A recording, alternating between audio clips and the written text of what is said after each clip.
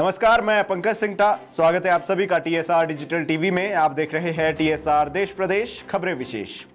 पेश है आज की मुख्य खबर। बिलासपुर में भ्रष्टाचारी police, head constable suspend, SHO को भेजा कारण बताओ नोटिस। शिमला के संजौली में भारी बारिश से गिरा भवन, कोई जानी नुकसान नहीं। हिमाचल में 24 घंटे में रिकॉर्ड 20 कोरोना संक्रमितों की मौत, 1774 नए मामले। बारलाचा में 16,000 फीट ऊंचाई और -25 डिग्री तापमान में फंसे लोगों के लिए फरिश्ता बना बीआरओ। हिमाचल में कोई नई बंदिशें नहीं, लॉकडाउन का फैसला जिला उपायुक्तों पर छोड़ा। पीएम मोदी ऑक्सीजन की सप्लाई और उपलब्धता को लेकर करेंगे उच्च स्तरीय बैठक। भारत में कोरोना का कहर जारी, बीते 24 घंटे में सामने आए रिकॉर्ड 3,32,730 नए केस, 2,263 लोगों की मौत। कश्मीर में आतंकियों ने पीपीई किट पहनकर लूटा बैंक। जम्मू में दूसरे दिन भी नहीं चली मेटाडोर। अब खबरें विस्तार से। हिमाचल प्रदेश के बिलासपुर जिले में बिलासपुर पुलिस अधीक्षक दिवाकर शर्मा ने भ्रष्टाचार की शिकायत के आधार पर कड़ी कार्रवाई करते हुए थाना कोट के पुलिस हेड कांस्टेबल को निलंबित कर दिया है। उसे तुरंत लाइन हाजिर होने के आदेश दिए गए हैं। बिलासपुर पुलिस के अनुसार पुलिस अधीक्षक ने इस मामले की जांच का जिम्मा एएसपी अमित कुमार को सौंपा है। साथ में थाना कोट के एसएचओ को भी कारण बताओ नोटिस जारी किया गया है।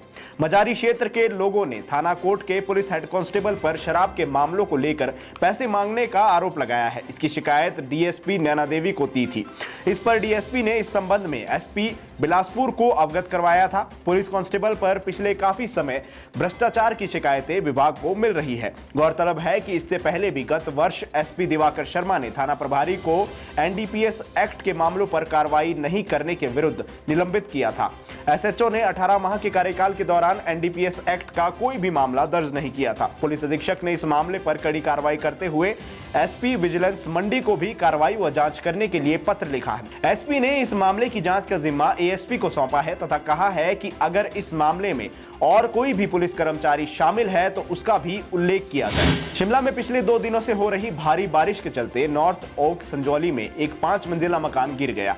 मकान सुबह 5 बजे गिरा। गनीमत ये रही कि इसके गिरने से कोई जानी नुकसान नहीं हुआ।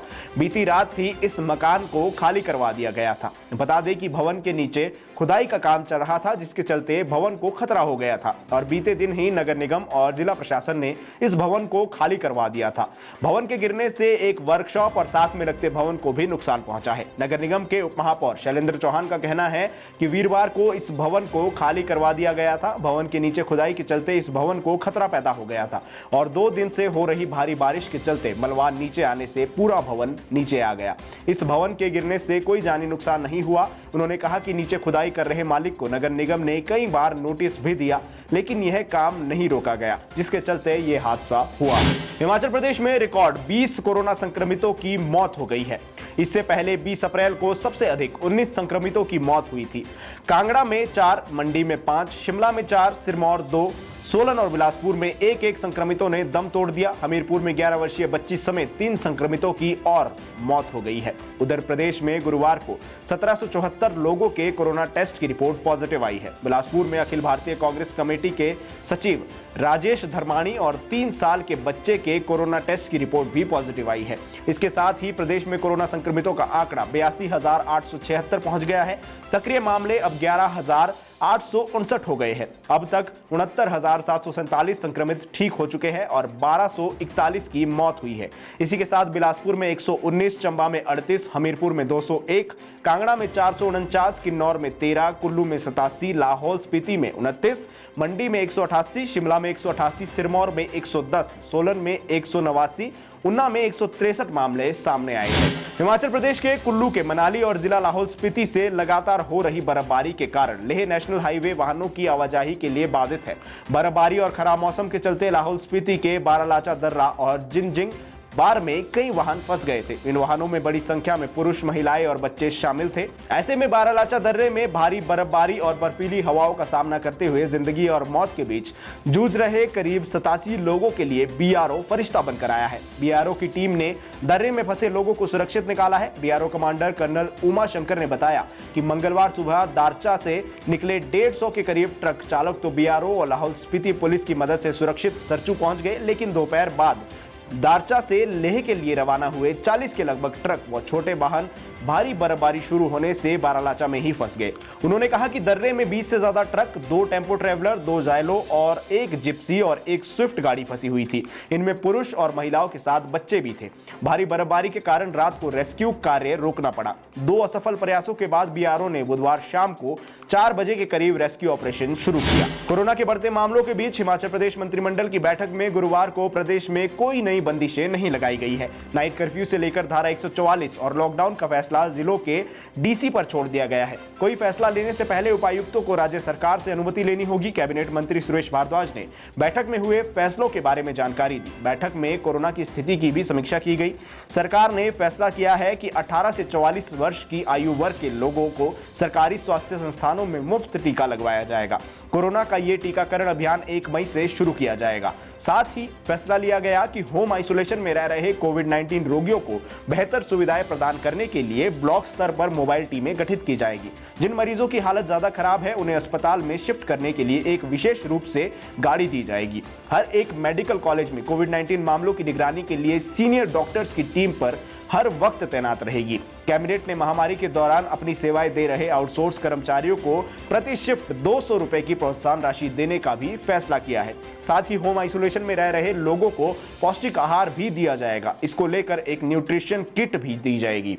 इसी के साथ राज्य सरकार के प्रवक्ता ने कहा कि सोशल मीडिया पर प्रदेश में रात्रि कर्फ्यू लगाए जाने संबंधी समाचार प्रसारित किया जा रहा है जो आधारहीन है। उन्होंने स्पष्ट किया है कि अभी तक राज्य में रात्रि कर्फ्यू लगाने की कोई भी निर्णय नहीं लिया गया है और यह समाचार तथ्यों पर आधारित नहीं है। केवल कांगड़ा में जिला प्रशासन ने जिले में कोविड-19 के मामलों में तेजी से हुई वृद्धि के दृष्टिगत कुछ रात्रि प्रतिबंध लगाए हैं। प्रवक्ता ने कहा कि प्रदेश सरकार की फिलहाल रात को कर्फ्यू लगाने की कोई योजना नहीं है। उन्होंने कहा कि जिला प्रशासन संबंधित जिलों में कोविड-19 के मामलों में तीव्र वृद्धि होने के स्थिति में राज्य सरकार से परामर्श के उपरांत रात्रि कर्फ्यू लगाने पर अंतिम फैसला ले सकता है। कोरोना महामारी के दौरान ऑक्सीजन की सप्लाई और उसकी उपलब्धता को लेकर प्रधानमंत्री नरेंद्र मोदी आज एक बार फिर उच्च स्तरीय बैठक करेंगे। बैठक में ऑक्सीजन सप्लाई की उपलब्धता बढ़ाने के तरीकों और साधन पर चर्चा की जाएगी। बताया जा रहा है कि 10 राज्यों के मुख्यमंत्री प्रधानमंत्री नरेंद्र मोदी के साथ बैठक में हिस्सा लेंगे जो कोरोना की दूसरी लहर से सबसे ज्यादा प्रभावित है। इनमें उत्तर प्रदेश, महाराष्ट्र, मध्य प्रदेश, दिल्ली, कर्नाटक, केरल, गुजरात, छत्तीसगढ़, तमिलनाडु और राजस्थान शामिल है। हाल ही में हुई बैठक के दौरान अधिकारियों ने पीएम को पिछले कुछ सप्ताह में ऑक्सीजन की सप्लाई में सुधार के लिए किए गए प्रयासों की जानकारी दी। पीएम ने इस दौरान ऑक्सीजन का उत्पादन बढ़ाने, ऑक्सीजन आपूर्ति की गति में तेजी लाने और इनोवेटिव तरीके से हेल्थ फैसिलिटी को ऑक्सीजन सपोर्ट मुहैया कराने जैसे पहलुओं पर तत्परता से काम करने की जरूरत बताई। देश में कोरोना वायरस का कहर जारी है। शुक्रवार को स्वास्थ्य मंत्रालय की ओर से जारी आंकड़ों के मुताबिक बीते 24 घंटों में देश में कोरोना के 3,32,730 नए मामले सामने आए हैं, जो कि एक दिन के हिसाब से बहुत ज्यादा आंकड़े हैं। नए केसों के बाद देश में संक्रमितों की कुल संख्या 1,62,63,695 हो गई है। तो वहीं 24 घंटे के अंदर कोरोना के कारण 2,263 लोगों की मृत्यु हुई है, जिसके बाद मौत का आंकड़ा 1,86,920 पहुंच गया है। भारत में अब एक्टिव केस 24,28,616 है, जबकि 1,36,48,159 लोग ठीक होकर अस्पताल से घर जा चुके हैं। तो वहीं देश में अब तक 13,54,78,420 लोगों को कोरोना का टीका लग चुका है। बीते 24 घंटे में 31,47,782 लोगों को वैक्सीनेशन किया गया है।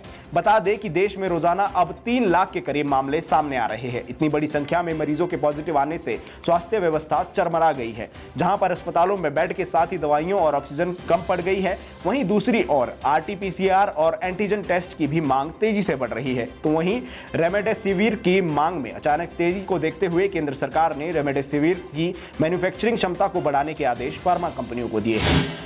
उत्तर कश्मीर के बारामूला जिले में पीपीई किट पहनकर आए आतंकवादियों ने जम्मू कश्मीर के बैंक की शाखा में लूटपाट की। बैंक के करीब 6 लाख लूटने के बाद हवा में फायर करते हुए आतंकी बैंक गार्ड की राइफल लेकर फरार हो गए। आतंकियों ने भागने के लिए बैंक के बाहर पहले से ही कार खड़ी की हुई थी।